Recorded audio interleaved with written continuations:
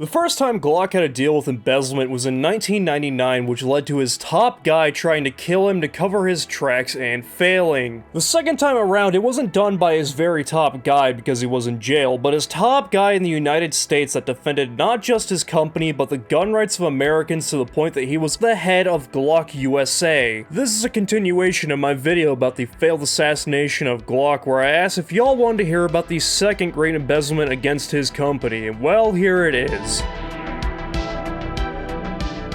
Paul Janizo was a graduate of Vermont Law and Graduate School and Villanova University, where he obviously became a lawyer and prosecutor in the state of New Jersey, fighting for gun owners' rights to bear arms. His skills didn't go unnoticed when he was hired by Glock in 1991, becoming their general counsel or chief legal officer for Glock Inc. or Glock USA. This was also around the time when larger corporations started to rely more on their own internal legal teams than external legal groups. And Mr. Januzo was the perfect pick for this team, as throughout the 90s he would frequently debate gun control activists on national television and fought municipal lawsuits against the firearms industry. Januzo also spearheaded Glock's efforts to kill the Clintons' voluntary gun control effort in 2000, as it would have introduced an oversight committee as well as restrict how guns are sold, with Mr. Glock himself referring to the effort as extortionist. He also led a successful patent infringement lawsuit against Smith & Wesson when they made their own Glock clone a little too early before the patent rights expired, with Mr. Glock making a comment again saying that I felt like my wallet was stolen. I guess Mr. Glock doesn't like Glock clones. Who would have thought? But Mr. Januzo wasn't done there, as he also notified various record labels that the company objects to artists using the word Glock out of fear that it would become a generic term for a handgun.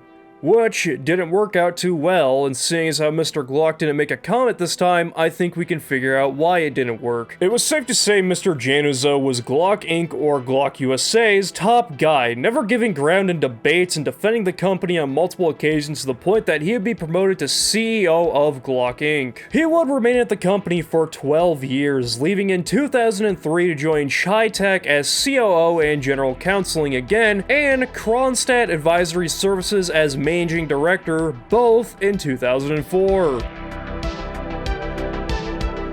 This is where things started to blur, as it was reported that Januzo wanted to leave the company as he was unhappy with him and Mr. Glock having a falling out after the 2003 SHOT Show, where in the Atlanta airport, Mr. Glock would make a pass at Januzo's wife, saying things like, "We need to take our friendship to the next level," and "If you don't come to Vienna, Januzo is finished." These comments coming from Januzo's wife, Monica, during a 2013 interview. This was only the start of problems, and where things get even blurrier and a trial for me to even piece this picture together. Depending on the source, either Glock himself accused Januzo of embezzling funds, potentially being fueled by one of three things. Number one being Januzo's accusation that Mr. Glock has been taking a skim of $20 per weapon since he opened the doors. Number two being that Glock and his company had a lot of offshore bank accounts, meaning that funds could have very easily been lost, and to avoid being held accountable for these lost funds, he decided to pin the blame on Januzo. Or number three, he was still upset he couldn't sleep with his wife, so he decided to blame him for something to get back at him. Others would claim that another high-ranking member of Glock Inc., Peter Minot, would grow a conscience and decide to come clean and admit that he and Januzo were siphoning funds for the past 10 years. Either way, this would lead to a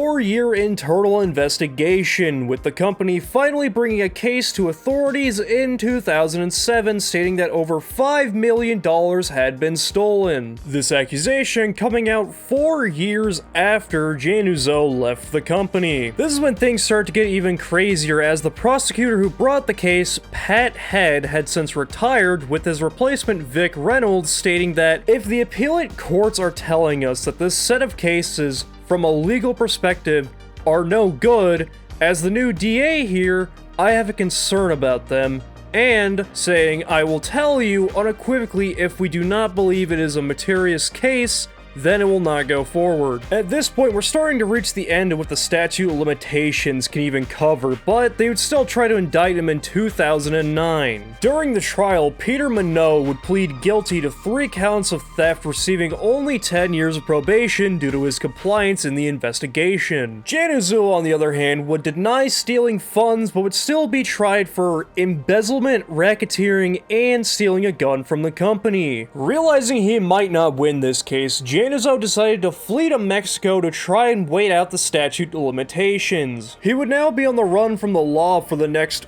4 years, where he'd be found in the Netherlands being apprehended by federal agents in 2012, being extradited to the United States, where he would spend a year in custody, facing up to 30 years behind bars, but only being charged with 7 years and 13 years probation. Fortunately for Januzo, the statute of limitations finally expired, letting him walk free. Somehow, during all of this, Januzo managed to maintain his license to practice law, with one source stating that he gave legal advice to fellow inmates during his short prison sentence, in exchange for safety in the prison. This is when we received statements from Glock and his son Robert stating that they were aware that Januzo had the previously mentioned stolen pistol and that he wanted to return it. This is also when we find more evidence that blurs this case, as Robert was very sympathetic to Januzo to the point that he wanted to testify on Januzo's behalf but was advised not to by his lawyers to avoid putting his father in a difficult position. Robert would follow up on this, saying, "Paul Januzo worked for my father for a long time, and he saved his ass several times. He was always there for my father, and that is how I knew Paul. If you ask me, I think he didn't steal. He had a great job in the best company, and I don't know why he would do it." Eventually, though, the shoe would be on the other foot, as Januzo would seek his own legal action against Glock for appealing the district court's dismissal of his malicious prosecution RICO claims against Glock defendants and the district court's denial of his Rule 59E motion for leave to file a second amended complaint. Whatever the fuck that means, I'm not a lawyer. And for something that took place from the early 2000s to the early 2010s in the same country I live in, this was harder to research than the assassination attempts that happened in a foreign country on a foreign continent before the turn of the century. The more I tried to research this topic, the less and less it made sense, with every source having a slightly different story and details. Personally, I believe this was a targeted attack by Mr. Glock, since he couldn't sleep with Mr. Januzo's wife, and with the mess that his former accomplice and failed assassin Charles Ewart made by making Glock's banking and shareholdings look worse than a landfill, it gave him an excuse to target someone he hated and pin the blame on. One source I found claimed that there was a third person involved with this whole embezzlement scheme, but yet didn't name who they were, and some claimed that from the 2009 to 2012 capture, he was actually in custody that entire time and not on the run. This was my best attempt to combine the most consistent pieces of the whole ordeal and put it into something that made sense. But hey, I'm H. Consider subscribing.